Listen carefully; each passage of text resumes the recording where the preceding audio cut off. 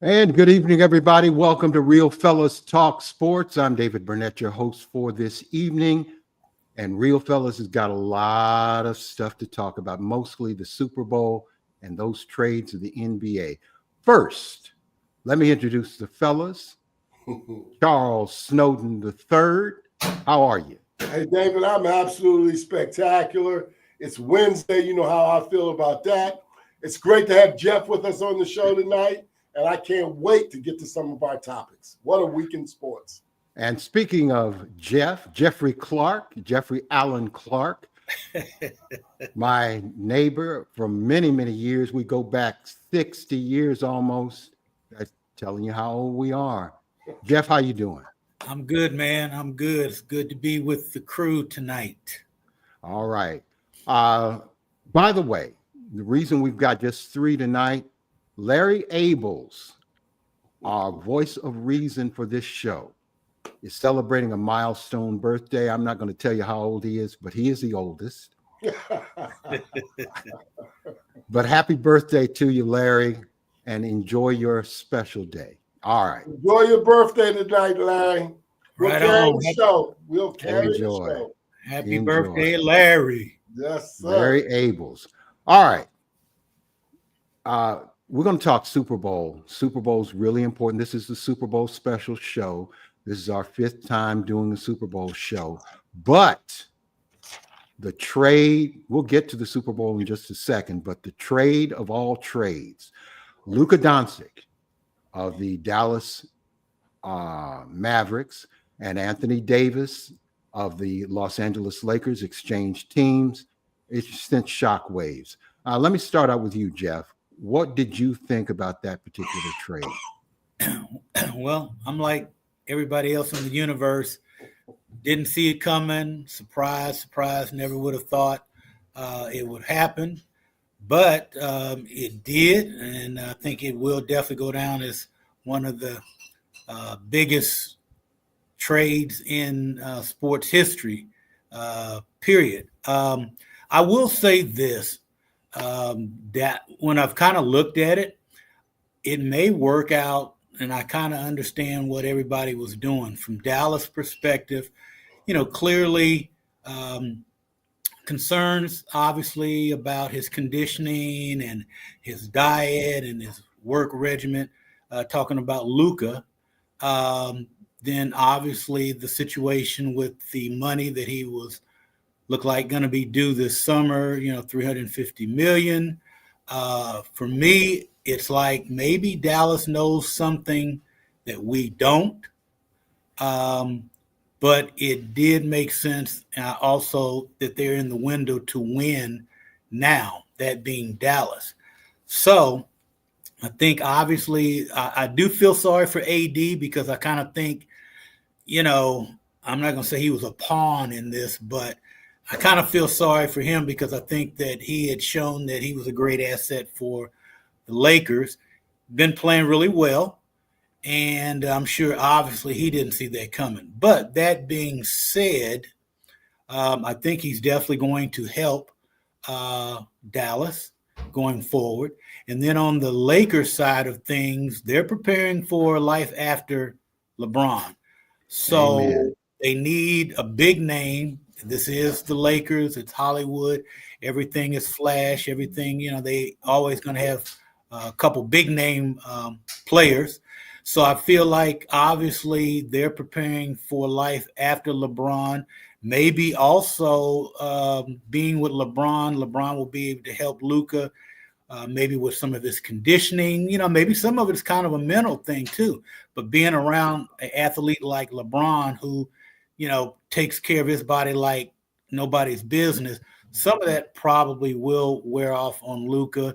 So when it's all said and done, it may shake out, you know, for the Lakers and Dallas, both short term and long term. Hey, Chuck, what do you think? Hey, Jeff, that was very well said. So as Jeff also mentioned, and the rest of the world, I was shocked. I'm still shocked. I'm no less surprised as I was tonight at 12:30 when my daughter called me to tell me, guess what just happened. So it makes no sense to me because I'm not going to let people badmouth Luka relative to being in shape or maybe drink too much, I don't know, or whatever they want to say, because that guy is a five-time. This last 5 years, he's been first team All NBA. He carried the Dallas Mavericks in April all the way to the NBA Finals through June. And what he's done in those 5 years, and since 2018 when they drafted him, he's only been great. He's only been great. And for him not to, for people to say bad things, I don't understand. And I don't understand the trade, quite frankly, a 25-year-old guy versus a 31-year-old guy, unless, as you said, Jeff, there's something we don't know.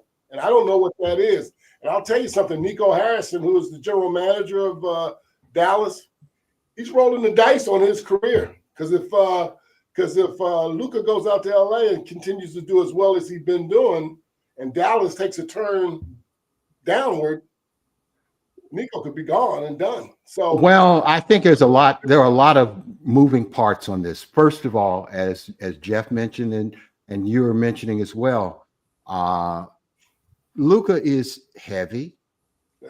He's not always in shape. He's missed almost as many games as Anthony Davis. Those are factors. Is he one of the great players that we've seen? Absolutely. But how much better would he be if he was in shape? And some of this wouldn't be happening, and he might still be in Dallas. But Dallas has some things to consider. It's a 25-year-old who refuses to get in shape, a $350 million payout that they're not sure that they want to give. So there are a lot of things. Now, AD, he's playing the best basketball of his career, probably, in my opinion. Lakers are playing well. How much do you think it hurt him to leave that team, Jeff? Who, AD? Yeah. I think it hurt him a lot. I mean, I feel like, from a personal tip, he had set his roots there. There's our boy Patrick tuning in. Yes, sir. That's our buddy, right? Hey, That's Patrick, our buddy. thanks for checking us out. Appreciate Keep checking that. us out, Patrick. Good All to right. see you. So yeah, I mean, I think that, like I said, I really feel bad for AD because, again, I'm sure in his own mind, like you said, he's playing some of the best ball of his career, and I know he's injured right now and everything, but all things considered, like I said, he's had a really, really good season for the Lakers, and I can only imagine as an NBA player, a professional athlete, the business is the business. And, you can be here today and trade it tomorrow, and you've got to uproot or, it just changes the whole thing. But like I said, too, what he may do is get down there in Dallas and make the Lakers, sorry that they made the trade, because he may just terrorize the Western Conference or the NBA in general. So we'll see, but I personally, again, feel bad for him. Let me ask you, Chuck, because you keep a close eye on the Lakers. I do. Is part of the reason AD was dealt is because he had not quite become the replacement for LeBron? No. As good as he is, No. do you think that had anything to do with it? No, absolutely, positively not. If somebody like AD calls and says, if the Mavericks calls and says, listen, I want to give you Luka for Anthony Davis. Mhm. And he's 25 years old and he's as good as he is, I'm going to take that deal. Period. Full stop. I don't understand why everybody's overthinking this. I don't know why that guy would call and say, give me a 31-year, soon to be 32-year-old AD for a 25-year-old superstar. Do you realize there's only 2 or 3 players in the entire NBA that's as good as Luka, and Luka's 25. And this stuff about not being in shape, David, this whole shaming that people are doing on him, that's nonsense. He's a 5-time first-team All-NBA, and he's 25. He led that team to the finals, and they told me the West was tough. It's nonsense. Well, I don't think it's quite nonsense. We'll have to kind of agree to disagree on that. but we will agree that he's a great player. Luka's a Oh, great wait a minute. player. I want to address one other thing. The only thing that I don't is the money. Now, if Dallas don't want to pay $350 million, that's a business decision, which is fine, but don't shame the guy.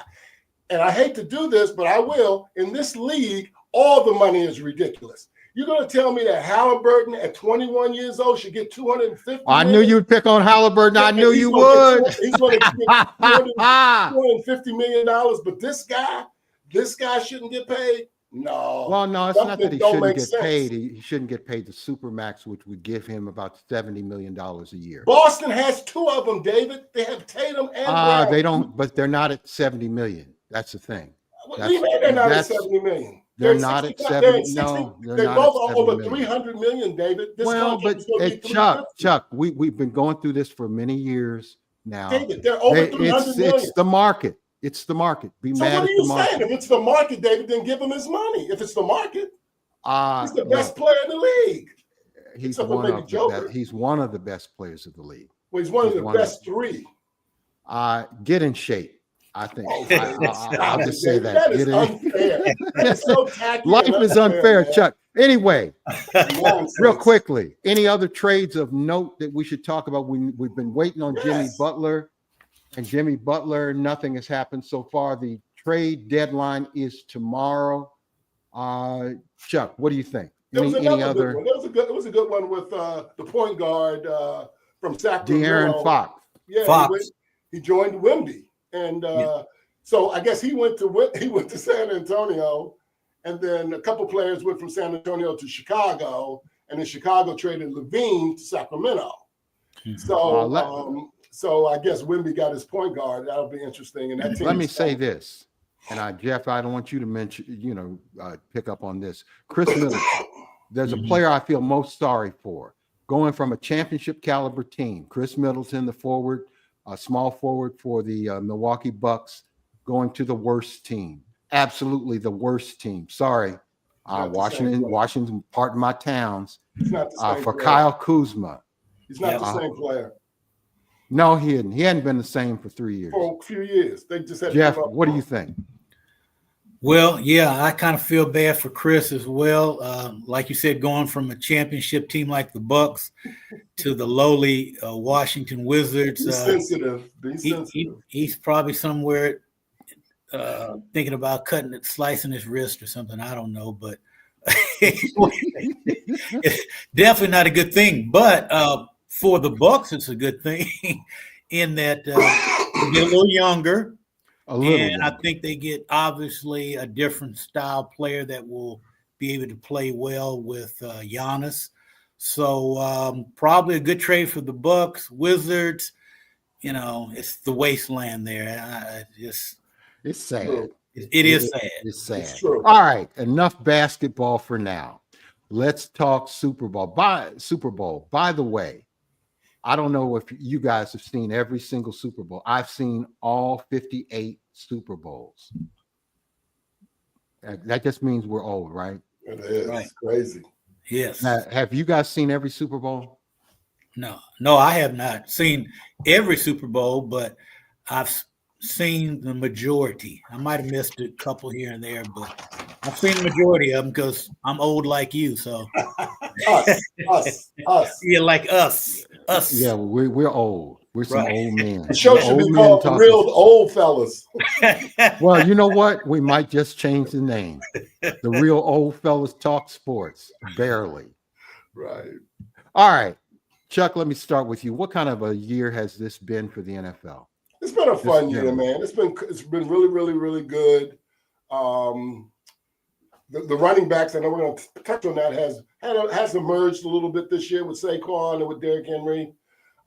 If I'm disappointed in anything, it was that I thought this with Derrick Henry back there, I thought this was going to be the year that Lamar maybe would get over the hump and that Lamar would, those Ravens would be here in the Super Bowl instead of the Chiefs. But it's been a great year. Detroit was great. They had ran into those injuries. Buffalo, Josh Allen, he was terrific. The Chiefs have been incredible. It has been a fun year, and I'm looking forward to the Super Bowl. Hey, Jeff, very quickly, what do you think of the year? Agree. I think we've had some really good games this year. I think we've had some really good matchups. It's been some interesting storylines. Again, I'm kind of like Chuck. I thought with Lamar and the big guy and the Derrick Henry, this was definitely maybe a year that we would have seen the Ravens. But again, as long as there's Mahomes in Kansas City, who knows?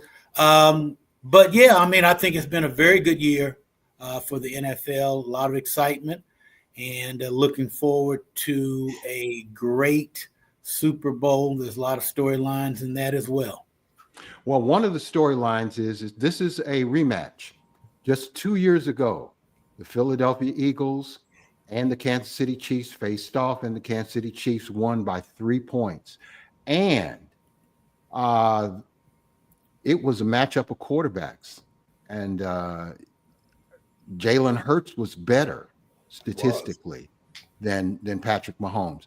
So let me ask you, Jeff, if you had to pick the quarterback that's going to play the best on Sunday, who will it be? Will it be Patrick Mahomes, or will it be Jalen Hurts? Well, that's the $1 million question. Most people say it's hard to bet against Mahomes. I kind of agree with that. But the other side of it is, as far as Jalen Hurts is concerned, he has this demeanor that, he doesn't smile very much. He's very serious, which is nothing wrong with that. I think he's up really for the challenge this year because, like you said, it's a matchup. 2 years ago, they've got Barkley in the backfield. They've got a really good team that's played pretty good ball. So I think that if KC is not on top of their game, it kind of depends. I'd love to see somebody jump on somebody early, early in the game and everything like that, and see how the other side respond. But I think Jalen Hurts is up for it this year, and could be a few surprises. Okay.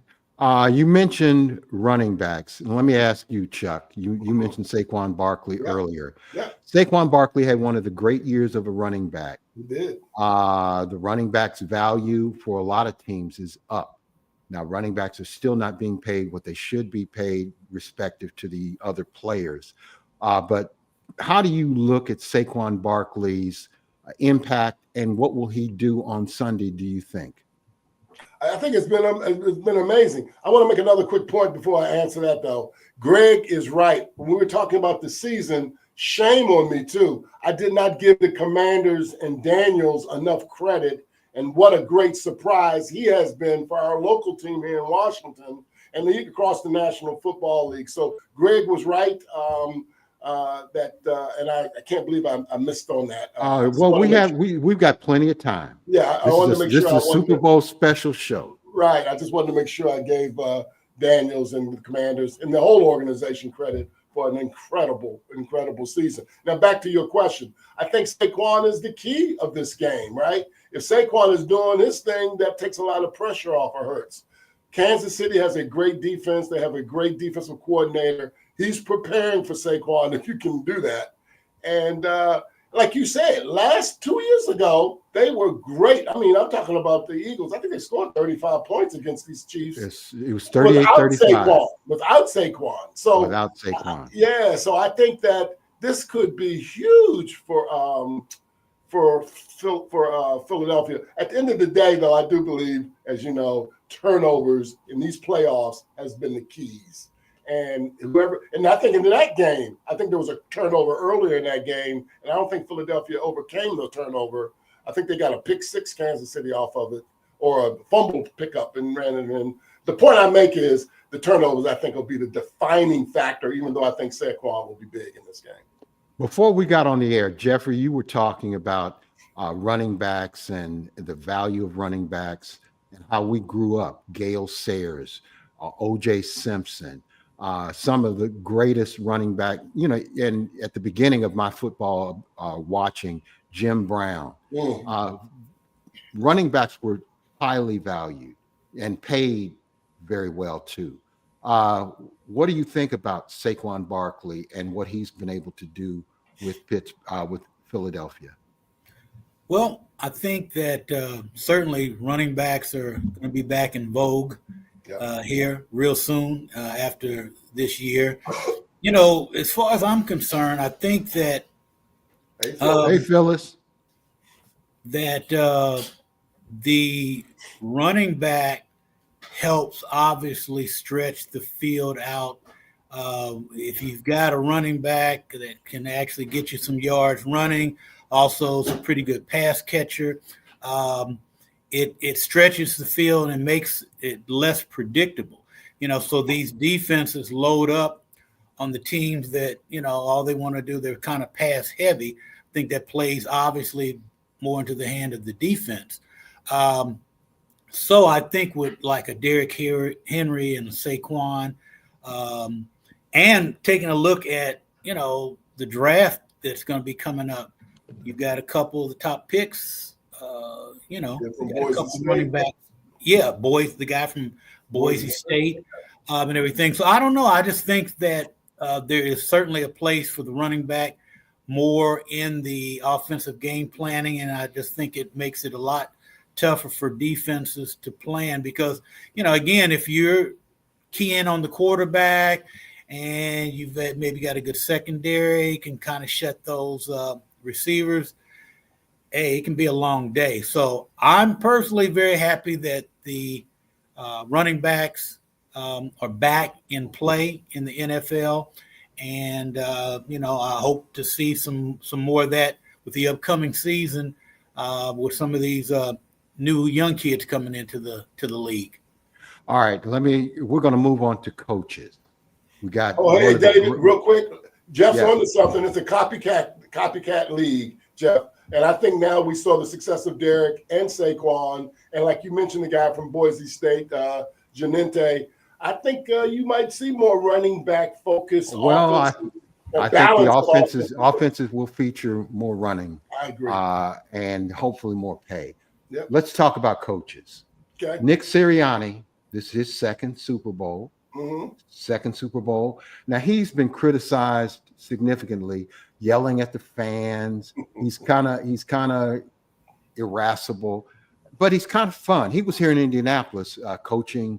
Offensive coordinator, didn't even call plays and got to be a head coach. He's done a pretty good job, but he is a shadow compared to the big Andy Reid. Let's talk about Andy Reid. Jeff, your thoughts on Andy Reid? How does he rank historically? Is he closing in on Bill Belichick? Is he better? Does he have a dynasty brewing in Kansas City? Your thoughts?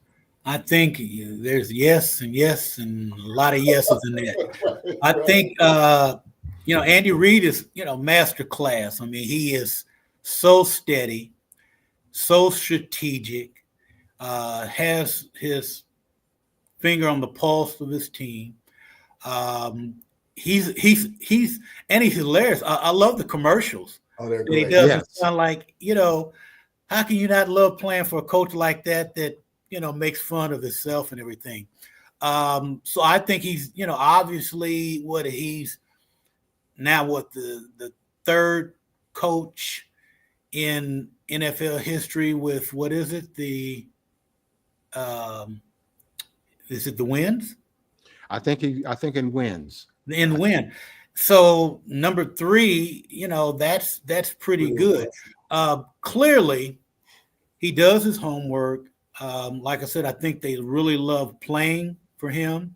And one thing about the Chiefs are always going to be prepared. Yes, you know what I mean? I mean, it doesn't mean they're going to win every game, but they go into every game prepared, and they go in, I believe, with a mental attitude that the expectation is to win.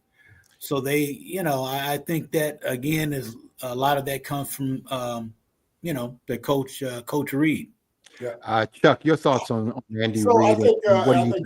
I think Jeff has made a great point. Look, man, the keys of teams like Kansas City or the great Green Bay Packer team or the Cowboy team with Aikman, or the 49er team with Montana, was the quarterback, right? Yes, those other pieces were critical, but it was the quarterback. And Mahomes is what, 29 years old? And with Reed and Mahomes, why not? Why can't they be a dynasty, right? Even if they miss out this year, they'll be back. Aren't they? Aren't they already a dynasty? This is 7 straight years that they played in the AFC championship game. This is the 5th time they've been in the Super Bowl. I would say so. In just a short period of time. I think they're a dynasty already. Right. I don't know how they define that, but yes, I do too. Well, we're defining it.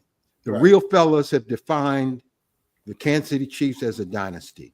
By the way, we're speaking of Patrick Mahomes. He didn't have the greatest statistical year.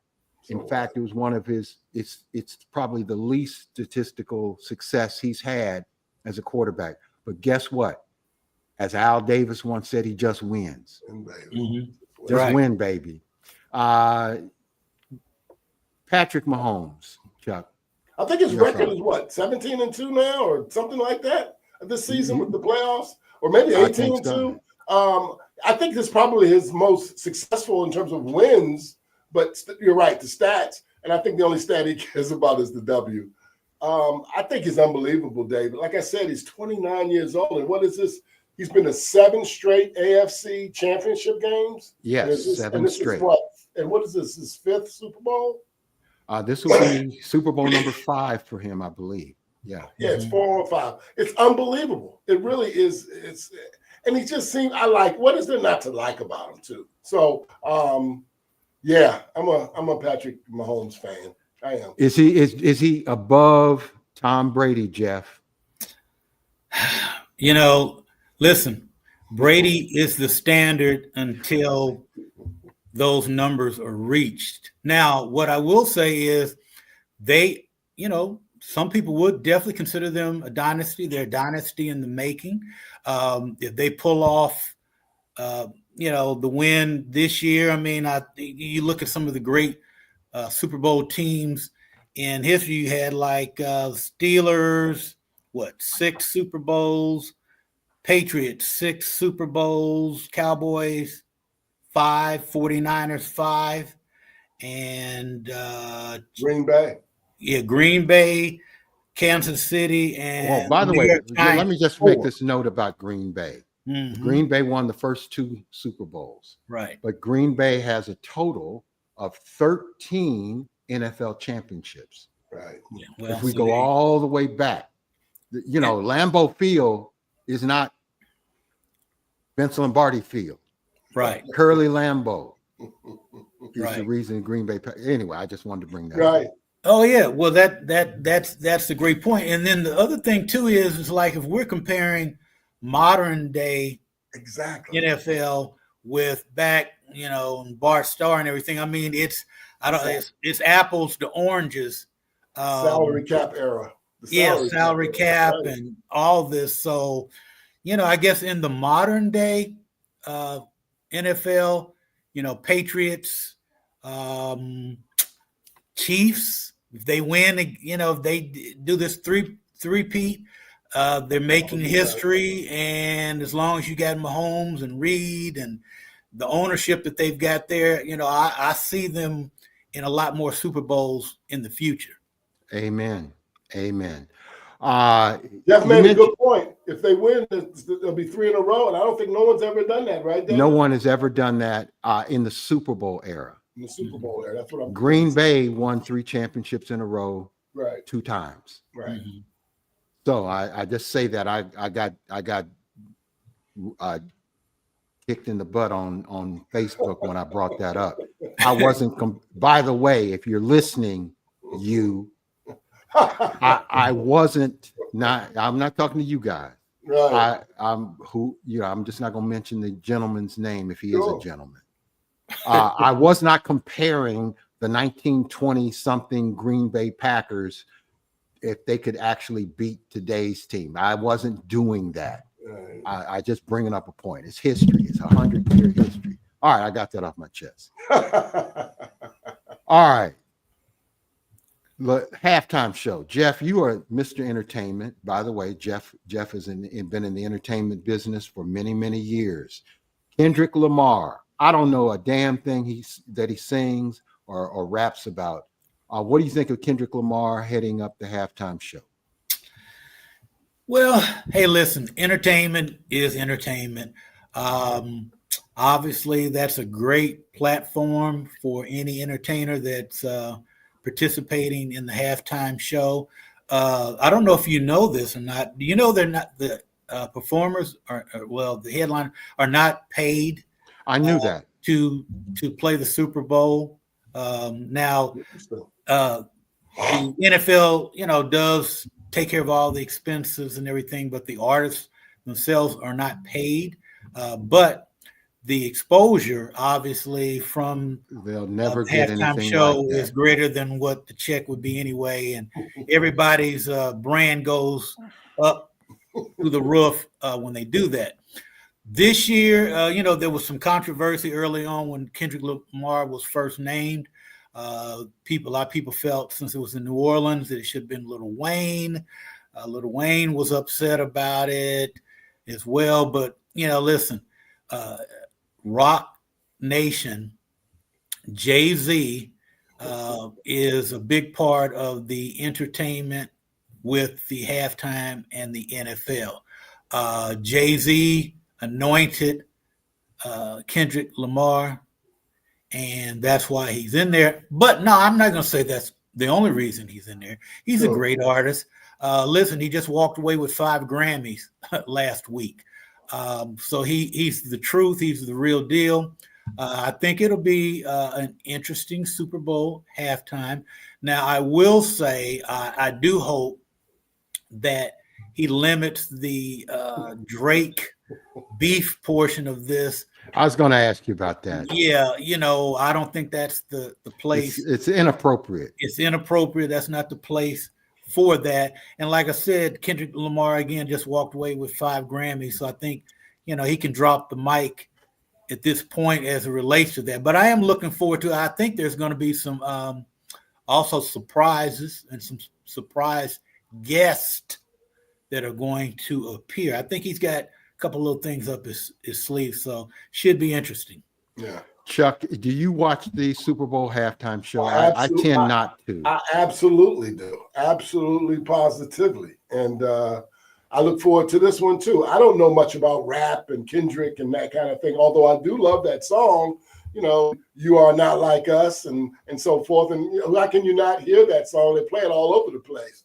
And you're right, with the Grammys being Sunday and he walking away with all of those statues, that's pretty impressive stuff for that guy. And so I look forward to it. And I, the Drake thing, I don't even understand that, right? I don't understand it at all. But if he sings that song or some portion of that song, that's part of the diss, I think. So, well, hopefully the NFL officials said don't do it. Don't do the song? Don't diss Drake. I would say that it would not be a good look. It's unnecessary. You have 120 million. Because I don't think he calls Drake out. I think it's like everybody knows. It'll still cause a problem, and in rap history, right. We know what I hope he does. these beefs I hope he does that song. So we'll see. I don't know about the diss part. I like the song. I'd like to see him do it. It'd be interesting to see if he brings. Jeff maybe will know this. Does this mean Lil Wayne won't be maybe his surprise guest? Jeff, probably not.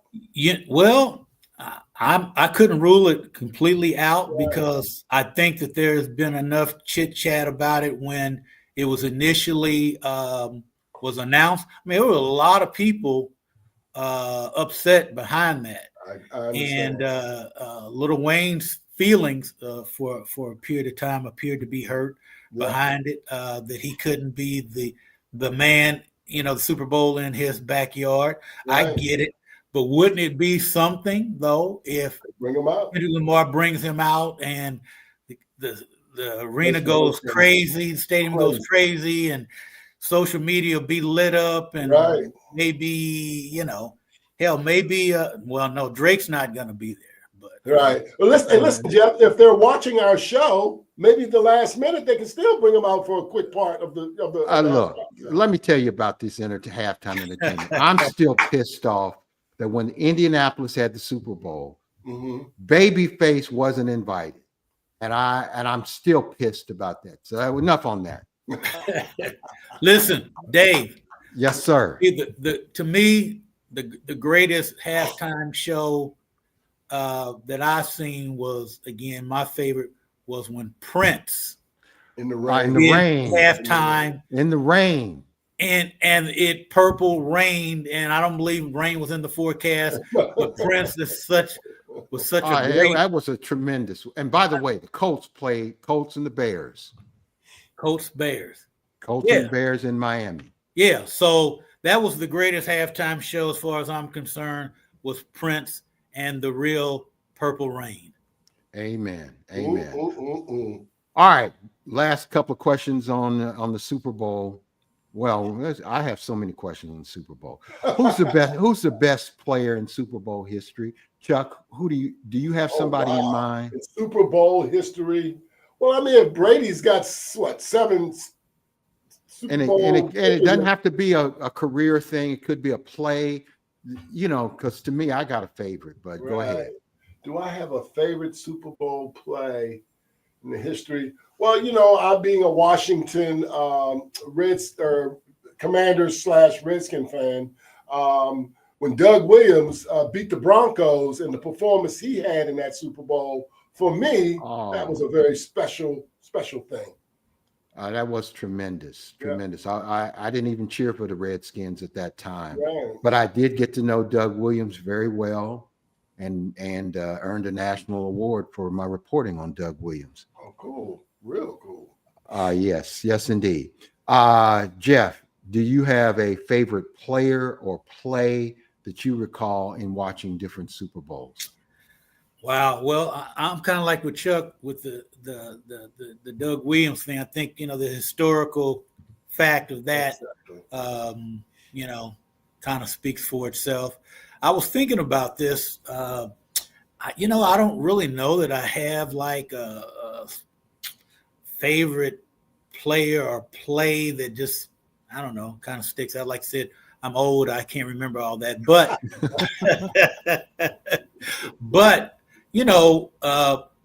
the catch. Oh, by Swan. The Swan. No, not Swan. That one. Oh, the Giants. The Giants against the helmet. The helmet. That kind of helped put Eli on the map. So he threw it. The helmet caught it. Face mask caught it. Whatever. That was that was a pretty big play. But no, I can't say I have a favorite player when it comes to that, because there's been so many great. And David, before you respond, the reverse of that, the one thing about the Super Bowl that disappoints me even now is that the Bears didn't give Walter Payton an opportunity to score a touchdown in the Super Bowl, and instead they gave it to the Fridge, I think. And I didn't think that was good. I hear you. And a lot of people said that millions of people agree with you, Chuck. Yeah. I was a Bears fan. Growing up in Indianapolis, we did not have a team for many, many years. And we got the Chicago Bears every Sunday. Yeah. And so I had a steady diet of Gale Sayers, Dick Butkus, and a lot of losing.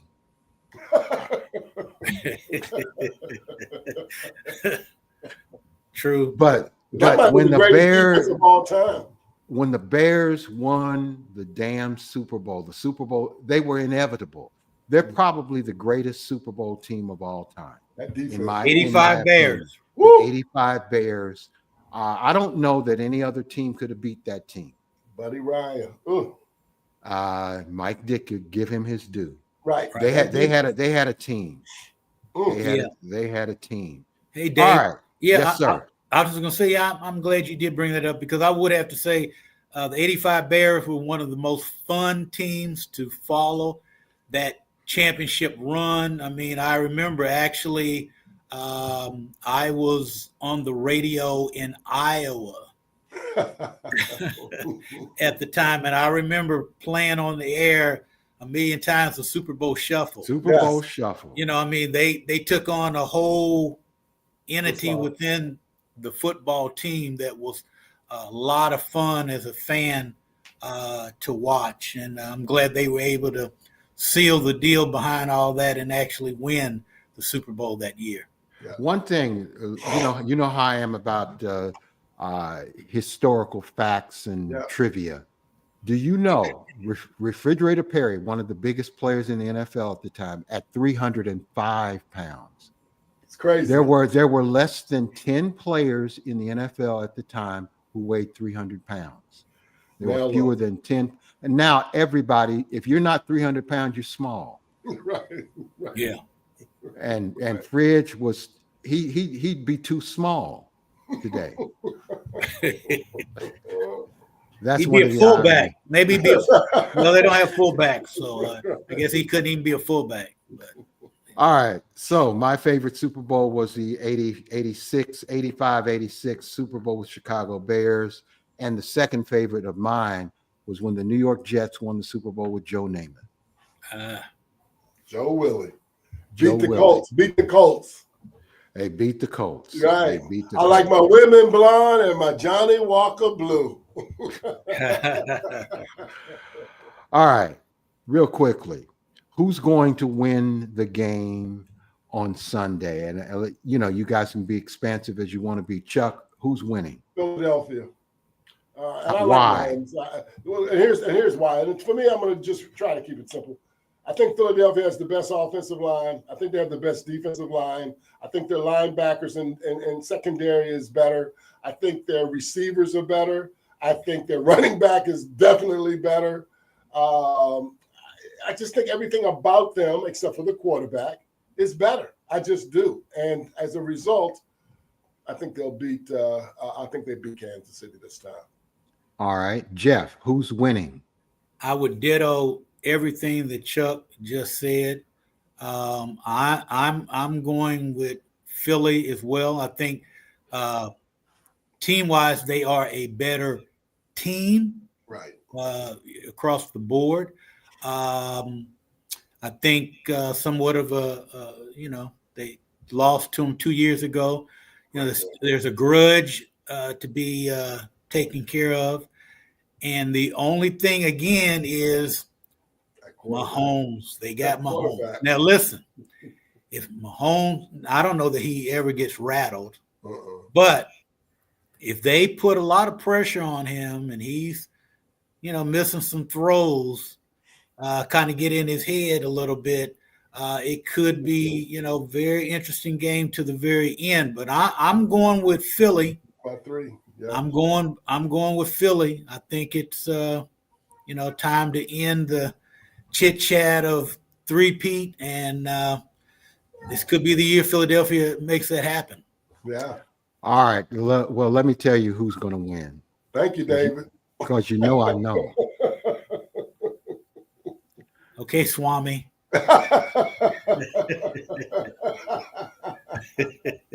Where's all my your local Johnny? bookies on this, guys? Right.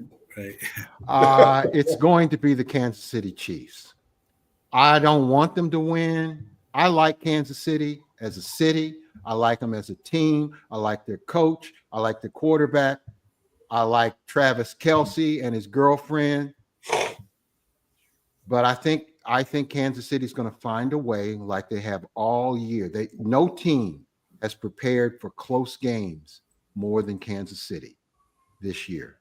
I think they win. I want Philadelphia to win, but I think in the end, Kansas City will find a way, and they will be deemed the greatest team in Super Bowl history. All right, one thing I forgot. Regular season MVP is going to be announced tomorrow, and along with a number of other awards. Let me give you just two. Who's the MVP? Chuck. You know the who regular I'm say. season. You know who I'm going to say, David. And I said this 4 weeks before the season ended, and I said keep an eye on that. When everybody thought Josh Allen, I think it's going to be Lamar Jackson. All right, Jeff. Who wins the MVP? I got to agree with Chuck on that. I got to go with Lamar Jackson as well. All right. Who wins the Rookie of the Year? I think it should be unanimous. Chuck. Mr. Daniels here in Washington, D.C., the quarterback. What a year he had. He Jaden might even Daniels. get some MVP votes. He will. Jeffrey. Again with Chuck, I got to go ditto on that, man. I mean, you know, he had a great season. You know, rookie season. He's only going to get better. He's got a football mind. So I think we're going to be talking about him for many years to come. Interestingly, gentlemen, you both mentioned quarterbacks. It's a quarterback award, and let me tell you why. Out of the last 25 years, 21 quarterbacks have been named MVP. I want to make a side comment on that, though. I'll get to you in just a second. Okay. Adrian Peterson was the last running back. LaDainian Tomlinson, Sean Alexander, Marshall Faulk. Those are the only running backs in this century who won the MVP. Go ahead, Chuck. Wow. Sean Alexander. Yeah, Well, the Seattle Raiders, Seahawks. as you know, I've been following the Raiders, as you know, David. Yes. Brock Bowers is a tight end for the Raiders. I got to tell you, he won't win Rookie of the Year, but he might be the best tight end in football. And that's crazy for a rookie. He had 115 catches this year. We did not have the greatest quarterbacks, bless our hearts. And he was phenomenal. And I think in any other year, he might win that thing. He might have won that thing. I don't think he's going to beat Daniels out, but he was fantastic. Brock, remember that name, Brock Bowers. Brock Bowers. Where did he go to school? Georgia. Georgia. Well, and until he's better than Travis Kelce, then I'll agree with you. But Travis Kelce is the best tight end, I think, in history. It'll be interesting to see if they win the third one this weekend. Will he quit? You know, will that be it for him? Will he ride off into the sunset? He says he's going to keep playing. By the way, real quick bet. How many times is Taylor Swift going to be seen?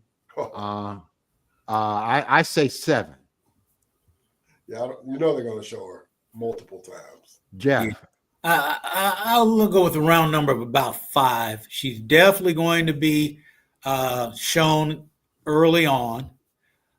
She's probably going to be shown, you know, if Kelce has a great game, you know, every great catch, or if he, you know, scores a couple of touchdowns, she's going to be shown.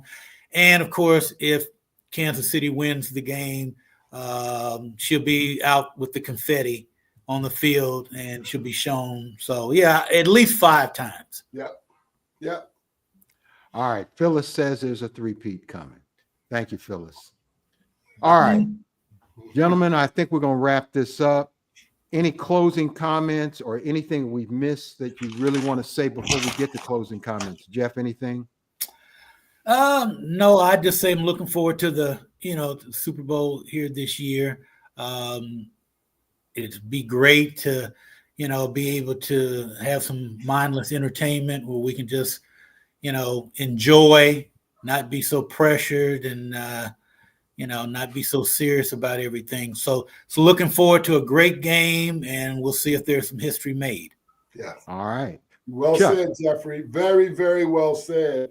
And I look forward, as everybody in this country look forward to Sunday and that game. In fact, Monday should be a holiday, right? So. Well, here in Indiana, I believe our government officials are contemplating making Monday a holiday for Hoosiers, so that we don't have to go to work the day after the Super Bowl. I don't know if that's going to pass or not, David, but they're talking about that, Chuck. Yeah. Well, in politics, we're talking about everything now.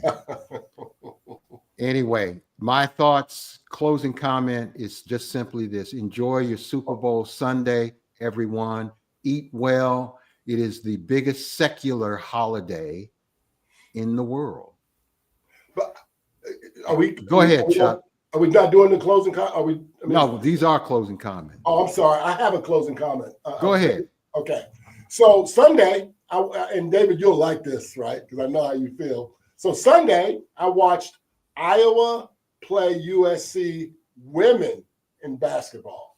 The reason I locked in on that game, not only did I like women's basketball, which is why I have the sweatshirt on, they retired Caitlin Clark's jersey. At the end of that game, they raised it to the banner. Number 22 for Iowa will never be worn again. But those ladies from Iowa played the number 2 team in the country, USC, with Juju Watkins, and they beat them with Caitlin and Letterman in the house and her old coach and her whole teammates. It just was cool on so many levels.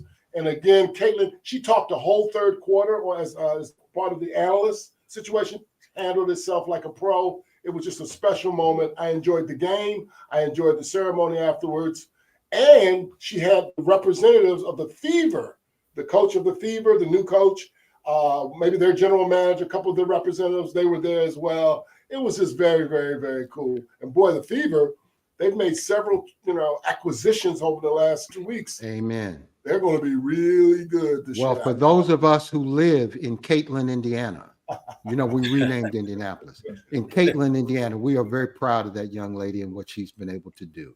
Anyway, that is all for all of us at Real Fellas Talk Sports on this Larry's birthday. I'm not going to tell you how old he is, other than to say he's the oldest.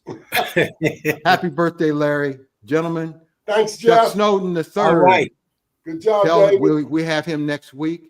A real quick commercial about that. I think Charles the third will be joining us as one of the panelists next week. It'll be interesting to ask him about his year in the NFL and what his thoughts are on some of the sports topics that we'll be talking about next Wednesday, like the Super Bowl. I'd love to look forward to hear what Charles has to say. Yes. Jeffrey Clark, my boy, 60 years, almost. We're old. We're old. He knows his stuff. All right, that's it, everybody. Thanks for tuning in, everybody. Thanks for tuning in. Tune in next Wednesday at 7 p.m. for Real Fellas Talk Sports.